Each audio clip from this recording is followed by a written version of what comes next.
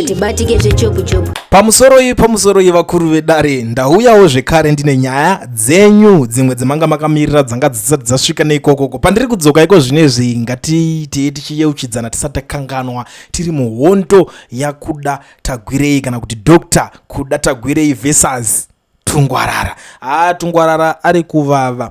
Panzvimbo zvinozoti takaona apa mazuva mashoma adarika Tungwarara akavhizitira president Emmerson Mnangagwa kuteni kwawo vakagara atizive kuti vaitaura kuti kudii because Tungwarara anga ari kutombokwato hondo dzacho kuti dzanga dzakamira sei. So I'm sure kuti anogona kunge akanoconsulta akabvunza kuti hondo yakutanga iyi ndobudawo nayo sei, akanobvunza futi kuti ndokwanisa here kubudirira kuti ndinge ndichiita zvinhu izvi asati aita public kuti aite yaanenge achiita. But iko zvinezvi muri yeZimbabwe zvinhu zvacho tiri kuti mutambo uya watsvuka ropa kana kuti chatsvuka chikakwata chaita redhi. Tiri kuona vatungwarara vari kubvambura vakuda Tagwirei zvakanyanya, ende kuda Tagwirei munhu wekuti ari quiet, haanyanyo daira nyaya dzacho. But panapa chaakuitika ndechekuti pari kubvondorwa mumwe munhu ari kunzi ndo akushandirwa naTungwarara. Tungwarara ari kunzi akajoina the camp yavice president Constantine Chiwenga. Ndo zviri kutaurwa panapa.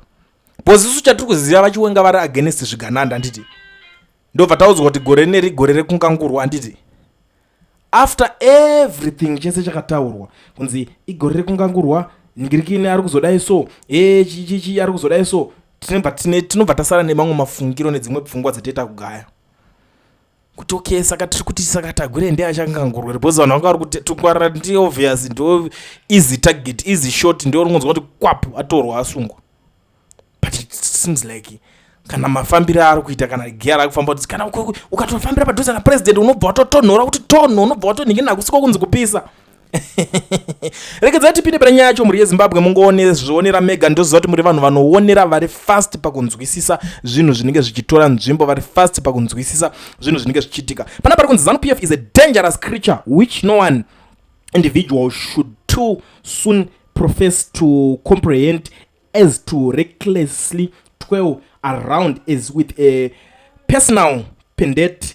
In its work lie the shells of many who too soon binocular themselves powers they couldn't handle.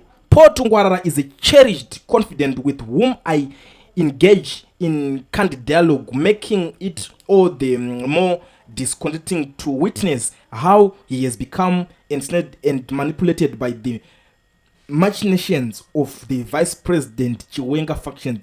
The recent gathering in Manicaland featuring the unusual presence of Mutsvangwa, who constantly neglects his own events in Mashonaland West, served as a blatant Tagwirei's character assassination exercise. Beneath the veneer or platitudes towards the party and the president was a transparent conspiracy designed to belittle and undermine Tagwirei, who is perceived as a formidable competitor to Vice President Chiwenga. The faction has already been corralling some old horses and some young and giddy horses for its camp.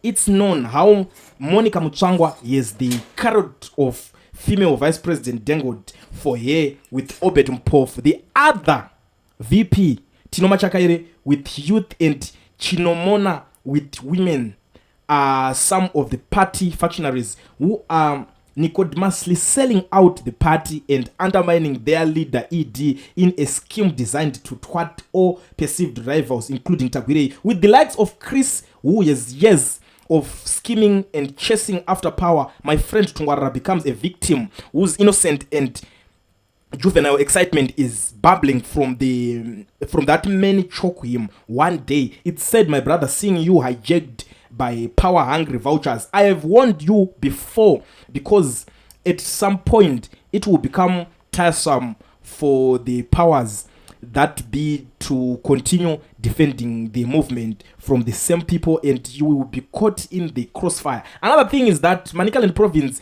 is well a truly rebelled. It's one thing to have preferred central committee candidate and another to scoff at the party's constitutional dictates and leaders fragrantly overriding them and daring any recriminations. That wasn't an act of bravery in supporting their choice, but an atavistic confrontation against the civilized norms of the party. Mutsvangwa is very well known for his hate for Tagwirei, and he has already made an about 10 on the Central Committee co-option issue, from ranting against it, suddenly steering it into the Politburo for further discussions. What further discussions is required when the Komiza Machacha has nullified the whole thing? While Tungwarara may celebrate these maneuvers for his own political expedience, their greater agenda doesn't recognize him as its own targets. In due time,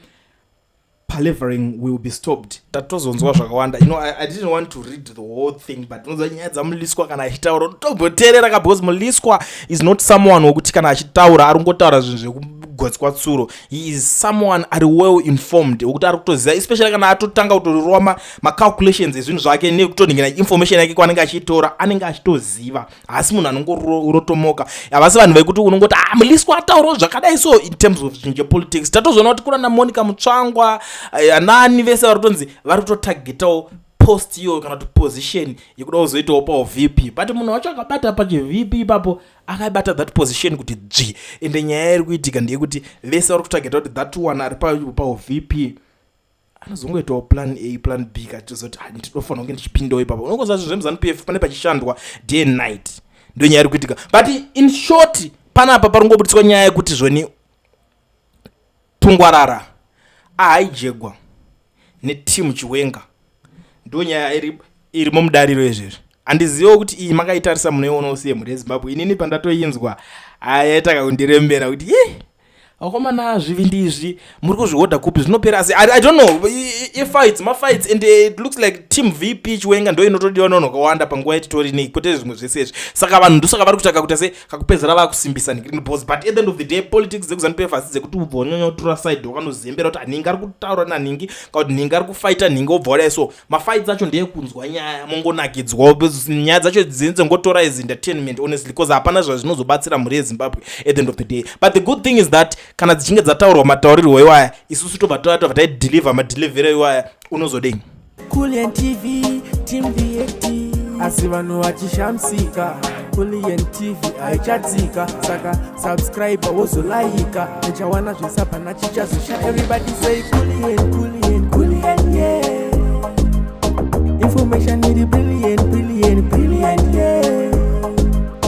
Everybody say Kulian.